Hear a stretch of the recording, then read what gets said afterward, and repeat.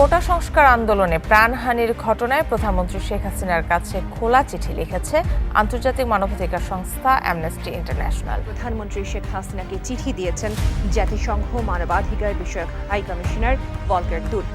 এই মুহূর্তে বাংলাদেশ সেনাবাহিনী যে কাজটা করছে, ইতিমধ্যে এই নিয়ে অনেক স্পেকুলেশন, অনেক কিছু বের হয়েছে। এমনকি আপনারা সেনাবাহিনীর প্যাডে দেখতে পাচ্ছেন প্রায় 200 মতো অফিসার তারা রিজাইন করতে চাচ্ছে।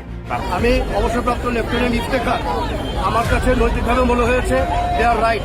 মার্চ ফর জাস্টিসের পর আজ সারা দেশে রিমেম্বারিং আওয়ার হিরোজ কর্মসূচি পালন করছে কোটা সংস্কার আন্দোলনের প্ল্যাটফর্ম বৈষম্য বিরোধী ছাত্র আন্দোলন।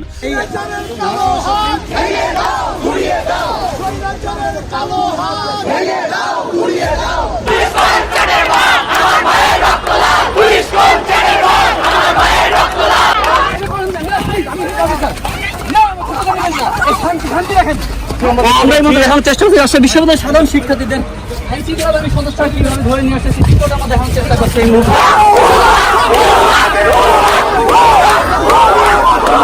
কোটা সংস্কার আন্দোলন নিয়ে এবার জাতিসংঘের পক্ষ থেকে প্রধানমন্ত্রীকে চিঠি দেওয়া হয়েছে এবং সেই চিঠিতে কঠোর বার্তা দেওয়া হয়েছে এবং ইতিমধ্যে বাংলাদেশের সেনাবাহিনীর সদস্যদের মধ্য থেকে বিশেষ করে বেশ কিছু কর্নেল এবং সেনাবাহিনীর বেশ কিছু সদস্য তারা পদত্যাগ করতেছে এই কোটা সংস্কার আন্দোলনকে ঘিরে।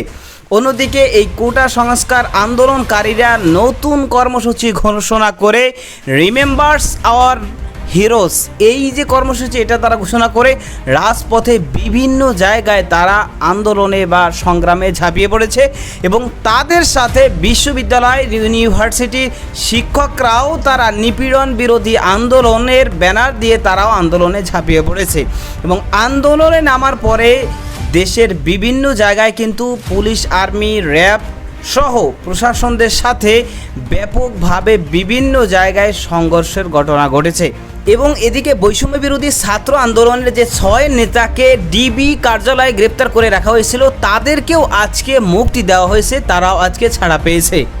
দর্শকের বিষয়গুলোর কিছু অংশ ভিডিও শুরুতে শিরোনামে আপনারা দেখে এসেছেন, বিস্তারিত দেখবেন পুরো ভিডিও জুড়ে।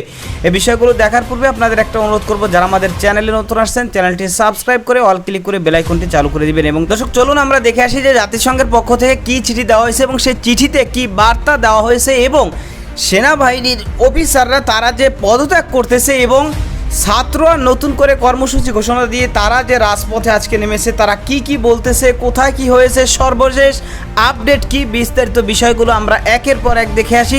ধৈর্য ধরে একটা লাইক দিয়ে ভিডিওটি দেখতে থাকুন।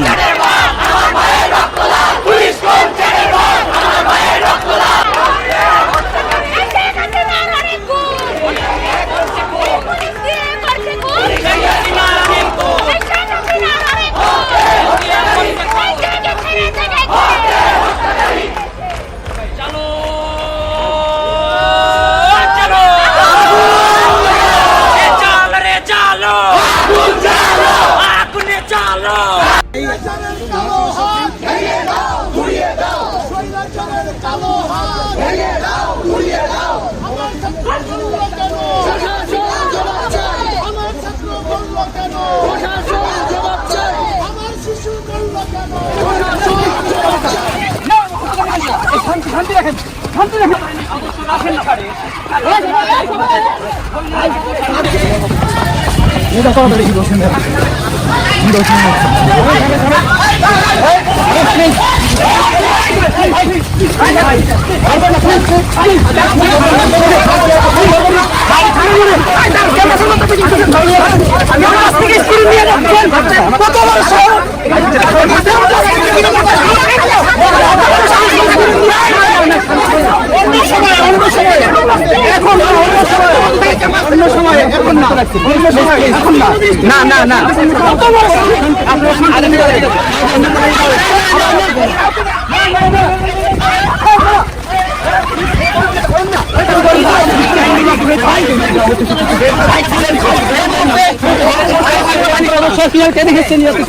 দেখতে পাচ্ছেন কিছু শিক্ষার্থী আহত হয়েছে। আমরা দেখানোর চেষ্টা করছি রাজশাহী বিশ্ববিদ্যালয়ের সাধারণ শিক্ষার্থীদের ধরে নিয়ে আসছে দেখানোর চেষ্টা করছে এই মুহূর্তে।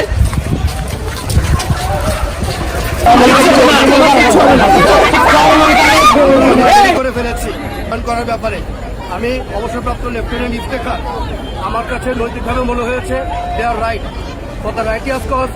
এভাবে কেউ মারা যেতে পারে না, এটা একটা শেষ দরকার। যদি প্রয়োজন হয় ওদের সবার আগে আমি বুক পেতে দেবো to safeguard them, because একসময় আমরা ট্রেনিং প্রাপ্ত ছিলাম ন্যায়ের পক্ষে। বর্তমানে আপনাদের বাহিনীর যে ভূমিকা আছে আমি বাহিনীর ভূমিকাতে যাবো না, ওরা একটা নির্দিষ্ট নীতিমালার মধ্যে আছে।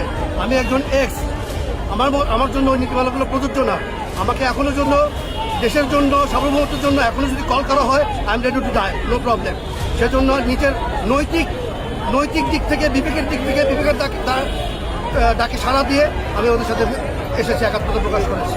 শিক্ষার্থীদের উপর যে নির্বিচারে গুলি করা হলো এটা কিভাবে দেখছেন? আমি এই ব্যাপারে বললাম তো, আমরা অনেক দেরি করে ফেলেছি। আমাদের মতো আরো অনেকের যারা আছে তাদের মাঠে নামা উচিত। আপনারা সবাই মাঠে নামুন, আমাদের ছাত্রদের পাশে, আমাদের সন্তানদের পাশে দাঁড়ান। আমি অবসরপ্রাপ্ত লেফটেন্যান্ট ইফতেখার, আমি আমার নৈতিক দায়িত্ব থেকে এসেছি। একজন এক্স আর্মি অফিসার হিসেবে আমার কাছে মনে হয়েছে যেটা হচ্ছে সেটা অন্যায় হচ্ছে। সেই কারণে যদি আমি নিজে একা পারি এদেরকে সেফগার্ড করার জন্য সবার আগে আমি দাঁড়াবো। আমি বিশ্বাস করতে পারি না, আমি কার্নিশে যেভাবে ছেলেটাকে গুলি করা দেখেছি, একটা ছেলের লাশ একটা সাদোয়া গান থেকে ফেলে, আমার মনে হয়েছে এটা কি গাজা স্ট্রিপ, আপনারা কি ইসরায়েলি বাহিনী? দেখেন, আমি তো 71-এ কালো রাতের স্মৃতি আমার নাই, মানে আমার তখন বয়স ছিল 5 বছর। বাট আমার মনে হয় যে এটাই হচ্ছে সেই কালো রাত প্রতিদিন বাংলাদেশে মঞ্চস্থ হচ্ছে। প্রতিটা রাত বাংলাদেশের বিভিন্ন অঞ্চলে তরুণ ছাত্র এবং তাদের পরিবারের জন্য বিভীষিকা নিয়ে আসছে।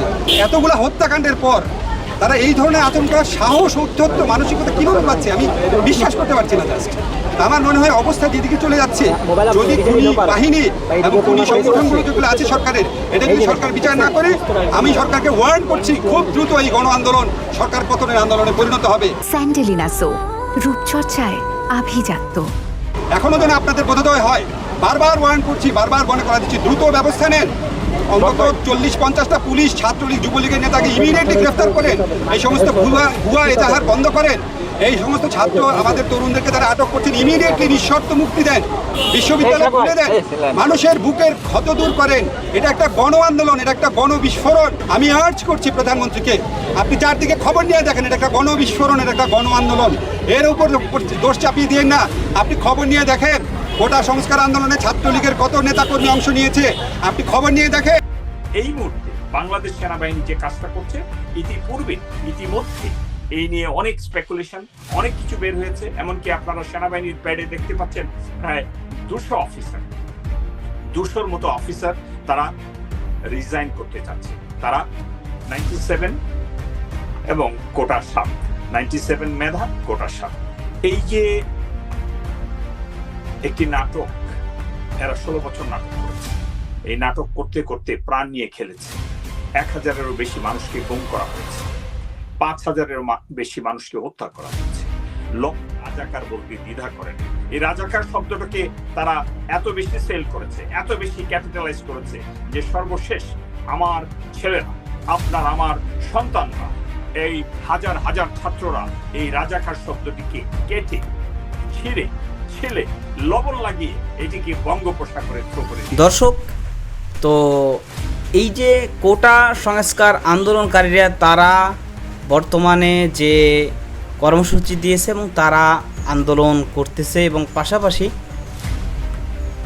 তারা তাদের যে মূল দাবি, যে 9 দফা দাবি নিয়ে তারা রাজপথে বর্তমানে আন্দোলন সংগ্রাম করতেছে এবং তাদের এই দাবি যতক্ষণ পর্যন্ত না মানা হবে ততক্ষণ পর্যন্ত তারা কোনোভাবেই রাজপথ ছাড়বে না এবং তারা আন্দোলন সংগ্রাম চালিয়ে যাবে। এবং আজকে আসিফ নজরুল স্যার তিনি অত্যন্ত গুরুত্বপূর্ণ কিছু কথা বলেছেন, কিন্তু বিশেষ করে তার মধ্যে একটা অন্যতম কথা হচ্ছে তিনি বলেছেন যে সরকারকে আমরা ওয়ার্নিং দিতেছি যে আপনি এই মুহূর্তে ছাত্রদের যে দাবিগুলো, বিশেষ করে ছাত্রদেরকে নির্বিচারে যে গুলি করা হয়েছে, কারা গুলি করছে, কারা মারছে, হেলমেট পরে কারা মেরেছে, পিটিয়েছে, তারপরে এই যে গ্রেফতার যারা তাদেরকে মুক্তিসহ ছাত্রদের যেই মূল যে দাবিগুলো, এগুলো যদি আপনি না মানেন তাহলে অচিরেই এই আন্দোলন কিন্তু সরকার পতনের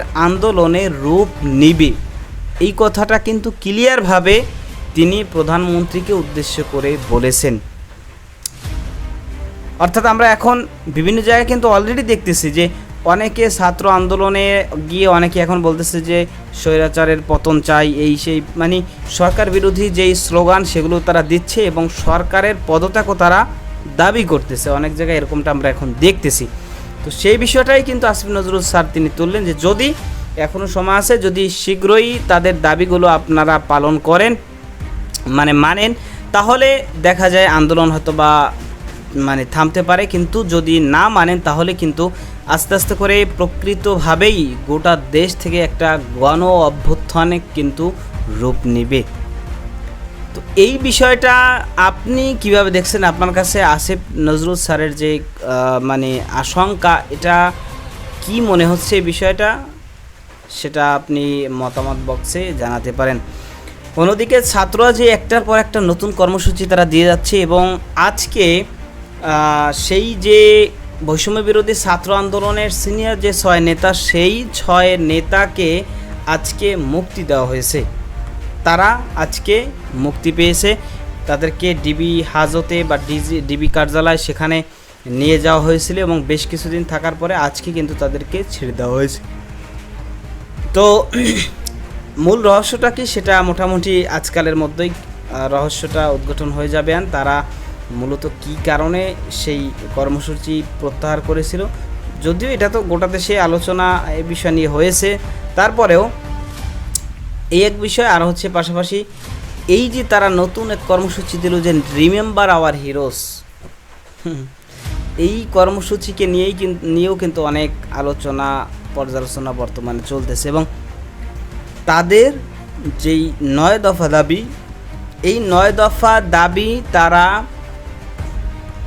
বাস্তবায়নের জন্যই কিন্তু এই আন্দোলন করতেছে এবং এই আন্দোলন করবে। এবং আজকে যেটা আমরা দেখলাম বিভিন্ন জায়গায় বৃষ্টি হচ্ছে, বৃষ্টির মধ্যেও তারা বৃষ্টি না মেনে তারা আন্দোলনে সংগ্রামে ঝাঁপিয়ে পড়েছে, আন্দোলন করতেছে, বিক্ষোভ সমাবেশ তারা করতেছে।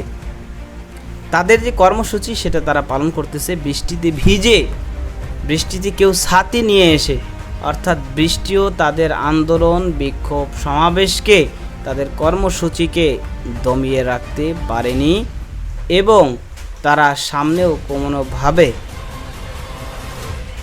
তাদের যেই দাবিগুলো সেগুলো বাস্তবায়ন না হলে তাদের আন্দোলন তারা প্রত্যাহার করবে না। এবং আপনারা বর্তমান জানেন যে গোটা দেশের শিক্ষা প্রতিষ্ঠানগুলো বন্ধ, যদি প্রাথমিক প্রতিষ্ঠানগুলো খোলার ঘোষণা ইতিপূর্বে দেওয়া হয়েছে, তবে স্বাভাবিকভাবে কিন্তু সকল প্রতিষ্ঠান বন্ধ রয়েছে, বিশেষ করে স্কুল কলেজ আলিয়া মাদ্রাসা এগুলো কিন্তু বন্ধ রয়েছে। তো সেগুলোকে খোলার বিষয়েও কিন্তু তাদের একটা দাবি রয়েছে।